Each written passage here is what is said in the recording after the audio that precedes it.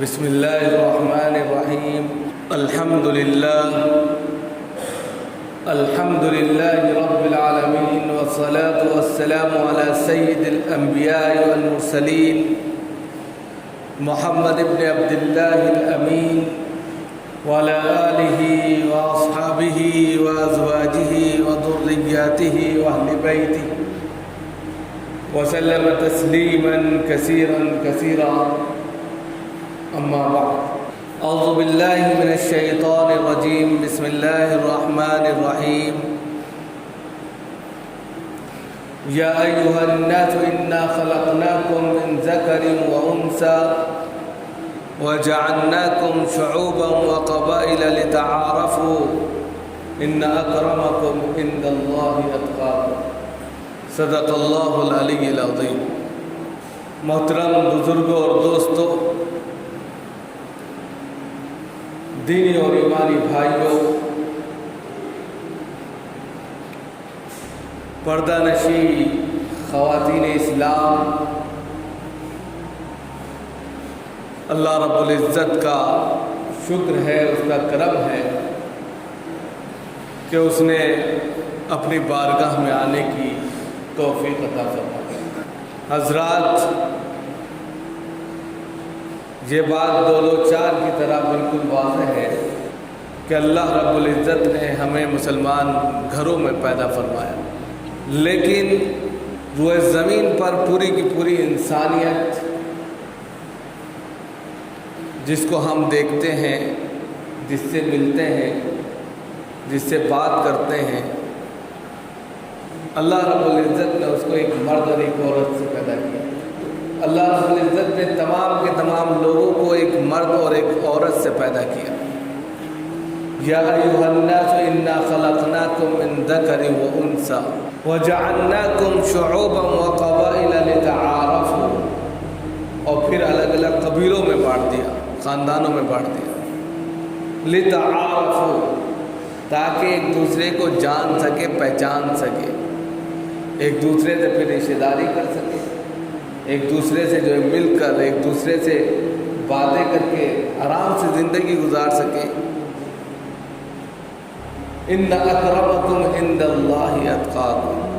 اب پھر یہاں ایک قید لگائی کہ یاد رکھو، خاندان، قبیلہ، ذات، برادری، یہ اللہ کے نزدیک کوئی معنی نہیں رکھتا، اس کا کوئی وجود نہیں ہے کہ آپ اعلیٰ خاندان سے ہیں، وہ اسفل خاندان سے ہیں، ایسا کچھ نہیں۔ ان اکرمکم عند اللہ اتقاکم، اللہ کے نزدیک سب سے مکرم اور سب سے باعزت شہری وہ ہے، سب سے باعزت انسان وہ ہے، سب سے مکرم انسان وہ ہے جو تقوی کے اعتبار سے سب سے اعلیٰ ہے۔ اگر تقوی، پرہیزگاری، للہیت، اللہ کا لحاظ، خوف خدا، یہ تمام چیزیں اس کی اعلیٰ ہیں، یہ تمام چیزیں اس کی ہائی ہیں، تو وہ اللہ کے نزدیک ہائی پروفائل میں ہے۔ ذات برادری کے اعتبار سے وہ ہائی پروفائل میں ہے، تو اللہ کے نزدیک اس ہائی پروفائل کا کوئی مطلب، کوئی معنی نہیں نکلتا۔ اس لیے اصل تو ہمیں اللہ کا تقوی اختیار کرنا ہے، اللہ کی پرہیزگاری کو اختیار کرنا ہے۔ جس وقت جو مطالبات اللہ رب العزت نے اپنے بندوں سے کیے ہیں اس کو بجا لانا ہے، جن چیزوں کا حکم دیا ہے ان کو کرنا ہے، اور جن چیزوں سے روکا ہے، منع کیا ہے، ان سے رکنا ہے۔ یہی مطالبات ہیں، اور جو اس کی رعایت کرتا ہے وہی اللہ کے نزدیک معزز ہے، مکرم ہے، محترم۔ خاندانوں میں، قبیلوں میں، ذاتوں میں بانٹنے کا جو عمل ہے اللہ رب العزت کا، وہ صرف اس بنیاد پر ہے کہ ایک دوسرے کو جان سکو۔ تو اس لیے آپس میں پریم کے لیے، آپس میں محبت کے لیے اس چیز کو متعارف کرا دیا۔ جب متعارف کرا دیا تو بس ایک دوسرے کو پہچان کے آگے بڑھ سکتے ہیں۔ اسی طریقے سے جناب محمد الرسول اللہ صلی اللہ علیہ وآلہ وسلم نے فرمایا، لا فضل لعربی علی عجمی ولا لعجمی علی عربی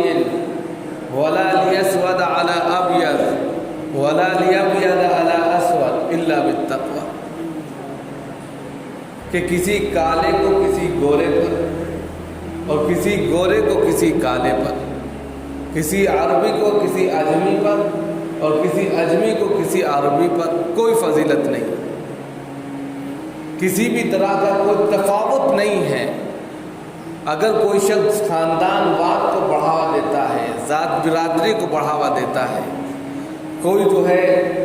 کیٹیگری کرتا ہے اعلیٰ اور اسفل کی، تو یہ خدا کے نزدیک کوئی معنی نہیں رکھتا۔ اللہ کے رسول صلی اللہ علیہ وسلم کے اس پیغام سے یہ میسج ملتا ہے کہ کسی کی کوئی فوقیت نہیں ہے۔ اور پھر آگے کہتے ہیں کلکم من آدم و آدم خلق من تراب، کلکم من آدم و آدم خلق من تراب، ہر بندہ حضرت آدم سے، ہر انسان کس سے؟ حضرت آدم علیہ السلام سے۔ کلکم من آدم و آدم خلق من تراب، اور حضرت آدم کس سے بنائے گئے تھے؟ مٹی سے بنائے گئے تھے۔ لہذا ہر انسان کا وجود جو ہے وہ خاک ہے، ہر انسان کی خلقت میں خاک مٹی ہے، اس لیے کہ حضرت آدم مٹی سے بنائے گئے تھے، اور وہی تمام کی تمام انسانوں کے اندر رگ و پے میں دوڑ رہی ہے، وہی نشو نما ہے۔ اس لیے اب کسی انسان کو جو ہے افضلیت کا یا فوقیت کا کوئی مطلب نہیں بنتا، اسی لیے کہہ دیا کہ اللہ بالتقوی،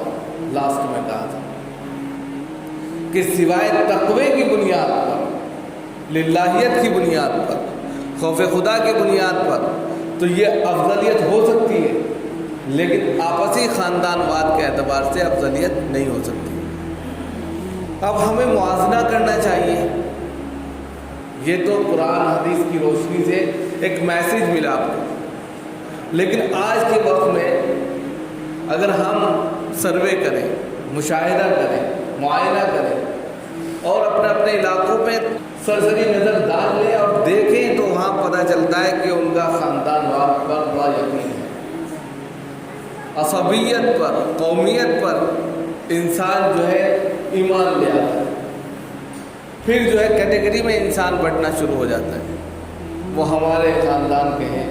وہ ہماری ٹیم سے ہیں، تو اس میں جب کیٹیگری بنائی جاتی ہے تو پھر وہ میسیج جو اسلام کا میسیج ہوتا ہے، جو وہ یا ایھا الناس کے اندر پیش کرتا ہے، وہ ختم ہو جائے۔ اسلام کے نزدیک تو سب کے سب برابر ہیں، اسلام کسی کو اونچ نیچ کا کوئی رزلٹ یا کوئی جو ہے سرٹیفکیٹ نہیں دیتا، وہاں تو سب کے سب برابر ہیں۔ لہذا جب اللہ کے نزدیک برابر ہیں، اور آپ دیکھتے بھی ہیں خدا کی سب سے بڑی عبادت نماز ہے، نماز میں ہم لوگ جب آگے کھڑے ہوتے ہیں، آپ خود اس سے اندازہ لگائیے کہ یہاں کوئی بھی کسی ذات کا، کسی برادری کا، کسی کاسٹ کا، امیر کا، غریب کا، آقا کا، مالک کا، آقا کا، یہ سارے جتنے بھی تفاوت ہو سکتے تھے سب ختم ہے۔ اب اس سے صاف میسج ملتا ہے کہ اسلام ایک نظر سے، ایک آئینت سے دیکھتا ہے ہر ایک کو، اس کی دو آنکھیں نہیں ہیں، وہ دو آئینت سے نہیں دیکھتا، بلکہ تمام کے تمام لوگوں کو ایک طریقے سے، ایک ڈھال میں دیکھنا چاہتا ہے۔ اور یہ میسج کیوں ہے؟ یہ میسج اس بنیاد پر ہے کہ کوئی کسی سے یہ محسوس نہ کرے، جیسے آپ دیکھتے ہوں گے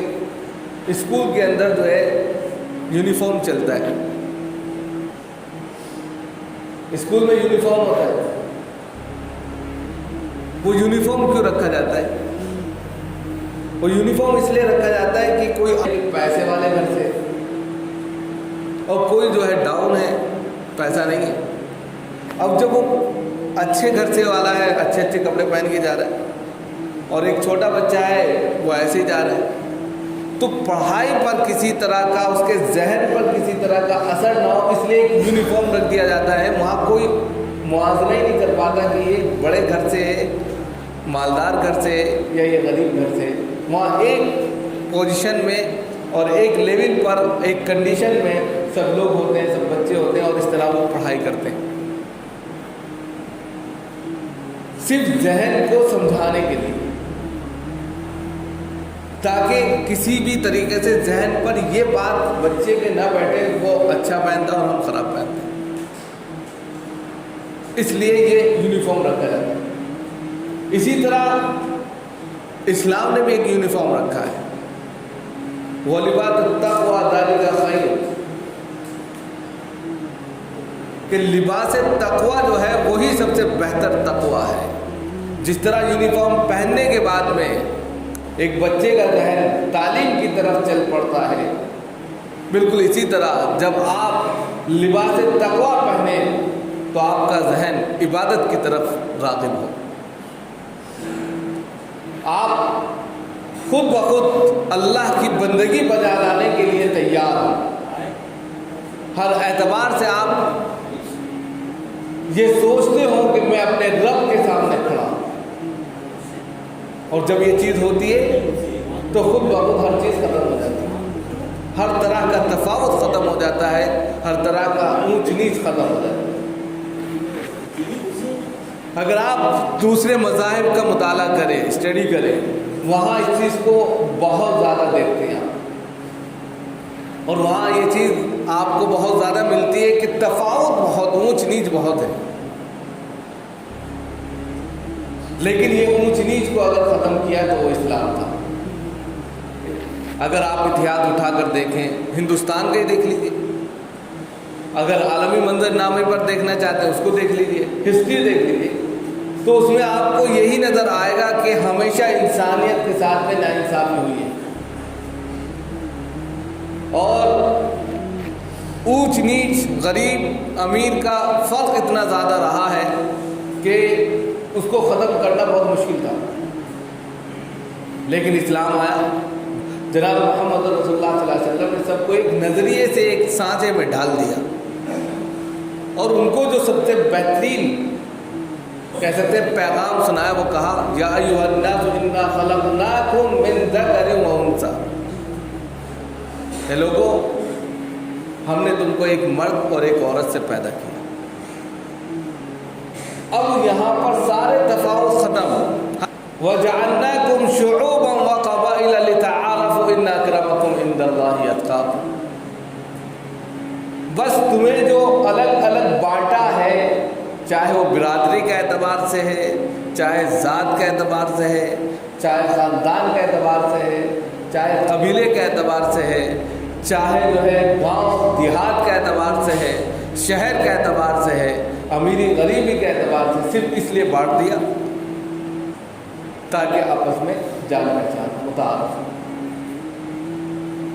اور کوئی مقصد نہیں، یہ میسج دیا آپ سے، اور پھر مزید آگے بتا بھی دیا کہ یاد رکھو ان اکرمکم عند اللہ اتقاکم، اللہ کے نزدیک جو تمہاری ہائی پروفائل بنے گی وہ تقوی کی بنیاد پر بنے گی، اس کے علاوہ نہیں بنے گی۔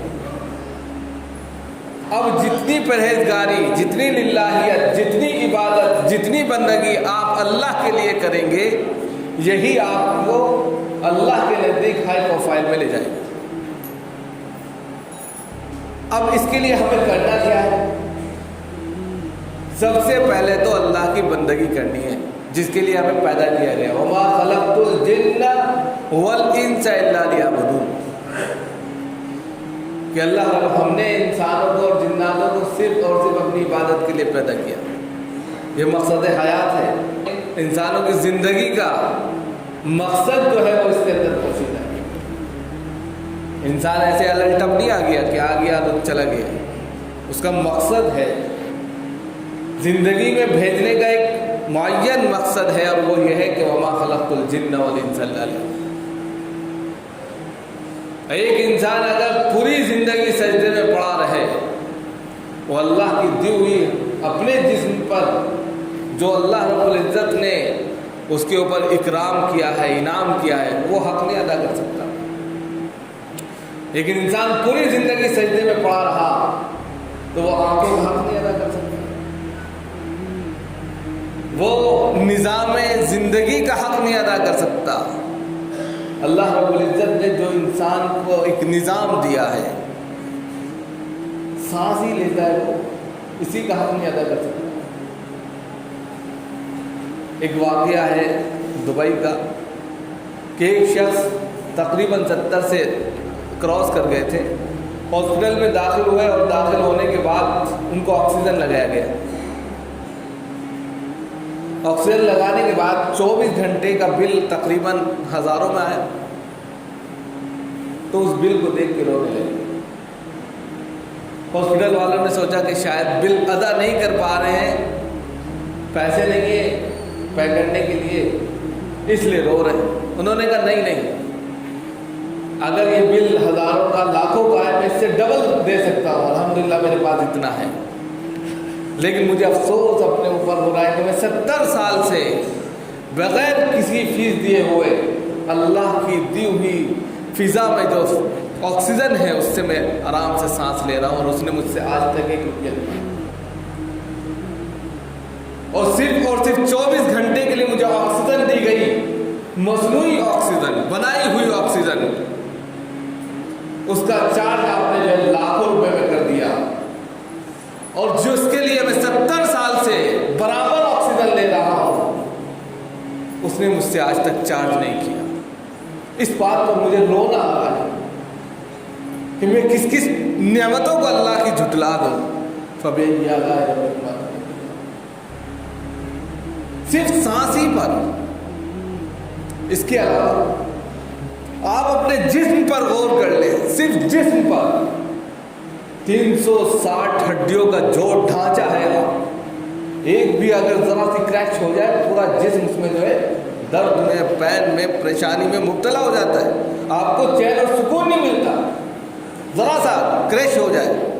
بال تک آ جائے تو آپ پریشان، کھانا کھایا ہضم نہیں ہوا پریشان ہے۔ بہت آسان چیز، دانت میں ذرا سا ریشہ باقی رہ جائے، دانت کے حصوں میں کوئی ریشہ پھنس جائے، آپ بے چین رہتے جب تک وہ نکل نہ جائے۔ اللہ رب العزت نے اتنی تمام چیزیں آپ کو دی، آپ کھانا کھاتے ہیں، ہر اعتبار نظام حیات کو ہی دیکھ لیں، انسان سجدے میں پڑا رہے اسی کے لیے تو بھی حق نہیں آتا ہو۔ اسی لیے تو کہا کہ مقصد حیات کیا ہے انسان کو، وما خلقت الجن والانس الا لیعبدون، اور اسی کو انسان بھولے پڑا، اس کو یہ پتہ ہی نہیں کہ مجھے کرنا کیا ہے، وہ تو فائٹ پہ لگا ہوا ہے، مقابلے میں، اس سے آگے جانا ہے، اس سے آگے جانا ہے، یہ کمانا ہے، یہ کرنا ہے، وہ کرنا ہے، دنیا کو حاصل کرنے کے لیے صبح سے شام تک اور شام سے صبح تک بس کولو کے بیل کی طرح لگا ہوا ہے، لیکن اس کو یہ مقصد پتہ نہیں ہے کہ اللہ کے نزدیک سب سے اعلیٰ چیز کیا ہے، اور وہ ہے بندگی۔ اگر اللہ رب العزت کی بندگی بجا لایا اور صحیح طور پر بندے نے بندگی کو پورا کر دیا تو پھر دیکھیں اس کی زندگی میں باہر آتی ہے، اس کو پھر مقصد اصلی کا پتہ چلتا ہے، مقصد حیات کا پتہ چل جاتا ہے کہ واقعی جن چیزوں کو میں بازاروں میں اور الگ الگ جگہوں پر ڈھونڈ رہا تھا وہ تو مجھے سجدہ ریزی میں ملی، خدا کے دربار میں جھکنے پر ملی، جو سکون اور اطمینان میں الگ الگ ڈاکٹروں کے پاس حاصل کر رہا تھا،